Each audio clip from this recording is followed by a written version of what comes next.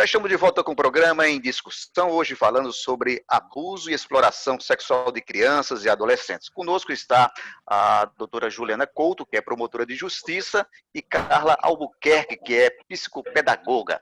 E eu queria começar esse bloco, o segundo bloco, perguntando a promotora, qual a atuação do Ministério para punir os agressores? Como é que se dá esse trabalho?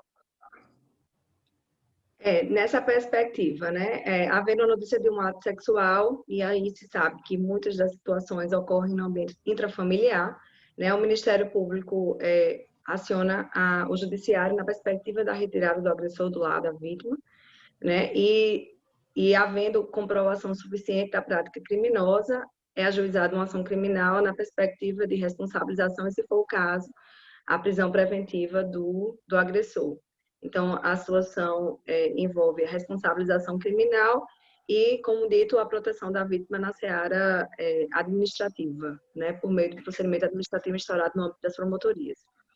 Em relação ao contexto de pandemia, ressaltando ainda aquela pergunta inicial, é importante dizer que esses contextos de tensão e isolamento têm acirrado essas questões que envolvem os abusos sexuais, porque as crianças estão mais em casa e favorecem situações que ensejem abuso sexual, né, sobretudo em relação às próprias famílias, né, e essas situações vêm sendo potencializadas pelo fato de a criança não estar tendo acesso às redes de proteção, que muitas vezes estão trabalhando de forma remota.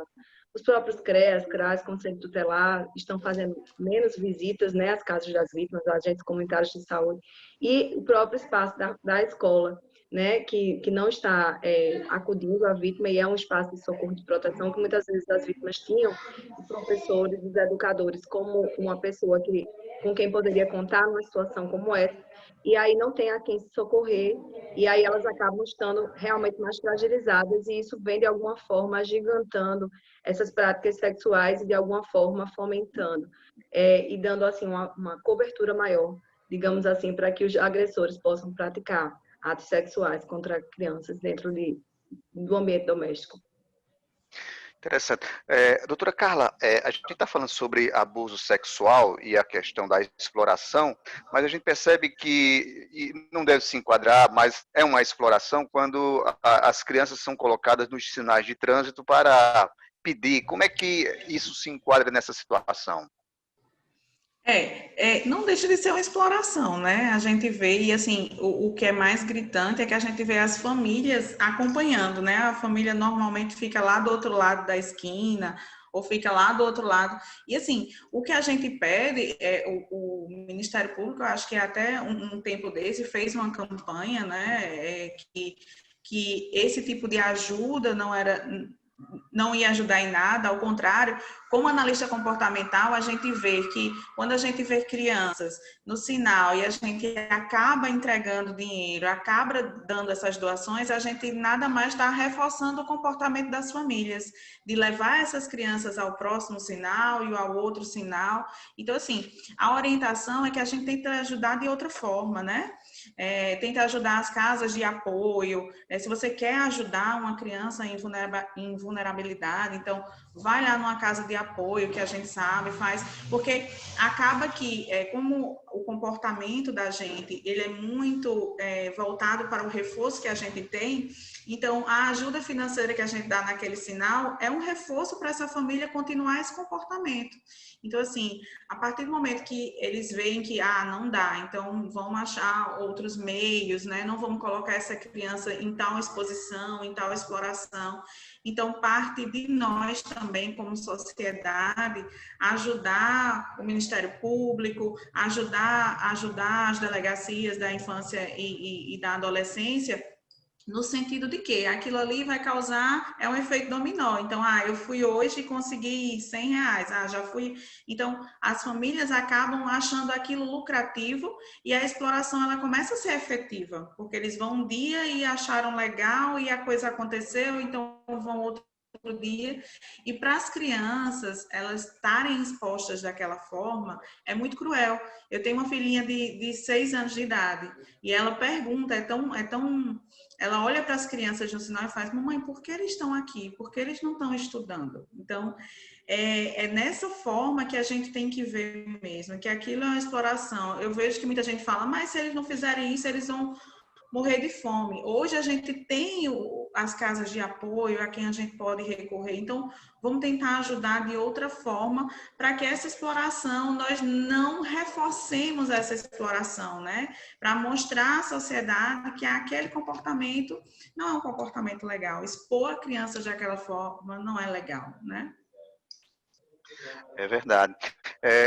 Eu queria perguntar à promotora, com relação a esse número. No Brasil, mais de 30 mil crianças e adolescentes abusados e dessa forma. Na Paraíba, mais de 1.000. Agora, a gente percebe que esse número, acredito, não corresponde à realidade dos fatos, não é verdade? Como é que a senhora vê essa questão? Infelizmente, esses números são subnotificados. Ainda existe um cenário muito pior, né? Situações que ocorrem dentro de casa muitas vezes são acobertadas pela família, porque os pais são quem provê a renda da família, e aí as mães muitas vezes acobertam esses abusos sexuais para não ter os pais afastados, né, de casa, ou não perderem aquela renda familiar. E muitas vezes a criança, por ter naquele abusador uma pessoa de confiança, uma pessoa a quem ela estima, ela tem medo, né, de denunciar, ou tem medo de até sofrer retaliação em decorrência da ameaça que sofre para não denunciar, e ela não denuncia. Mas eu acho que, como tem se falado muito sobre o assunto, né, o dia 18 de maio vem sendo sempre lembrado todo ano, que é o dia de combate à exploração e o abuso sexual.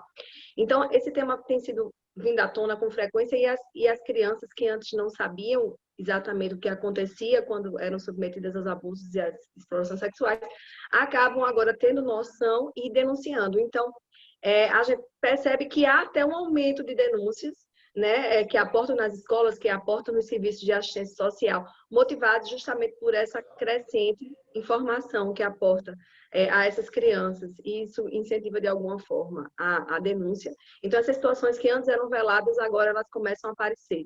Mas, ainda aparecendo em intensidade maior, a gente ainda tem aí casos de subnotificação que são preocupantes. E aí, esse cenário, assim, penso que tende a melhorar na perspectiva da informação, mas ainda há muito a trabalhar com as famílias, justamente porque muitas entendem que a criança, até um objeto, como foi dito por doutora Carla, é um objeto de lucro, né? As mães, muitas vezes, fomentam situações que sejam exploração sexual, porque vem na sua filha ali uma mercadoria que você pode utilizar, vender o corpo dela e lucrar com isso. Né? A gente tem, infelizmente, situações que sejam caracterizações de abuso sexual, exploração sexual, mercantilista, no caso, exploração sexual, e até situações como essa que foi colocada anteriormente, exploração do trabalho infantil, que as famílias veem ali a vítima, as crianças e adolescentes nos semáforos, como uma forma de angariar recursos e aí perpetuar a situação de vulnerabilidade, porque uma vez a criança naquela situação, provavelmente ela vai estar afastada da escola, não vai ter um futuro aí que propicie uma mudança de cenário econômico naquele seio familiar, e aquela situação ali vai se perpetuar eternamente. E aí também meu apelo para que não dê nenhum tipo de recurso nos semáforos para crianças e adolescentes, porque isso faz efetivamente perpetuar essa situação de vulnerabilidade, afastando as crianças e adolescentes da escola, expondo-as, né, ao abuso sexual, à exploração sexual, ao tráfico de drogas e outras mazelas, até atropelamentos que podem acontecer em semáforos em via pública. Certo.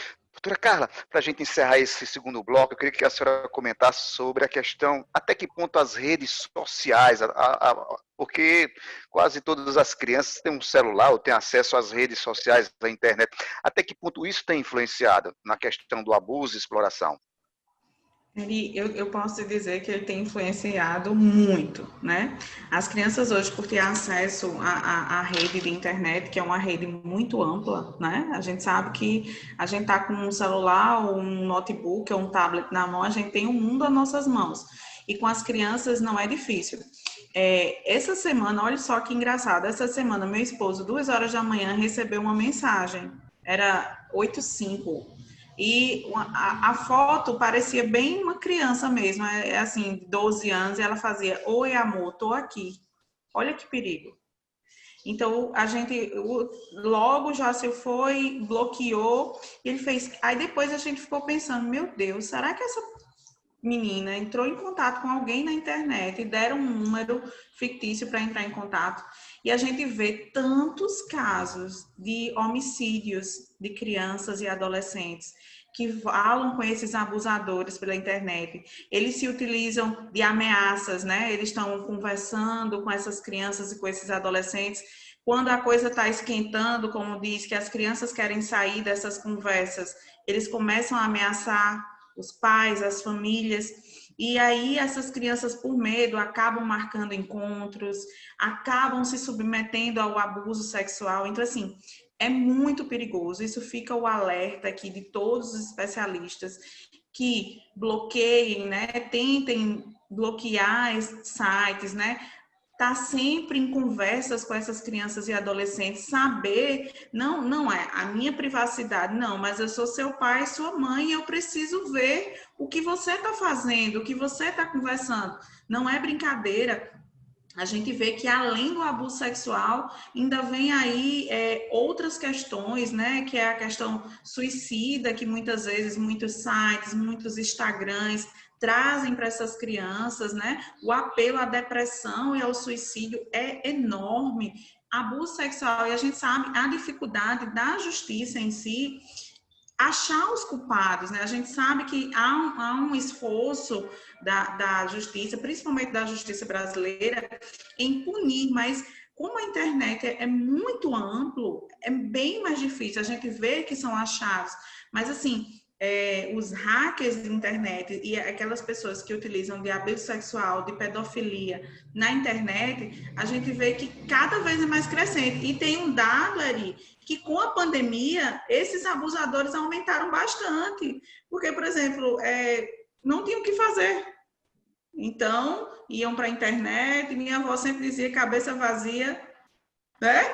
Não tem o que fazer, a gente procura outras coisas. E isso, a ciência explica total. São várias coisas que a gente, quando vai ler as comprovações científicas, os dados, a gente vê que muita coisa que nossos avós falaram são totalmente científicos. Por quê? Verdade. Porque não é? As pessoas estão lá e acabam decorrendo disso. Então, assim, pais e mães, cuidadores, atentem para o uso excessivo dessas redes sociais e estejam sempre em acompanhamento. Ok, no próximo bloco, no terceiro bloco e último bloco, eu vou pedir para a senhora falar um pouco sobre essa questão dessa atenção para perceber alguma coisa que esteja errada. Nós vamos a um intervalo e daqui a pouco a gente retorna. Você não sai daí.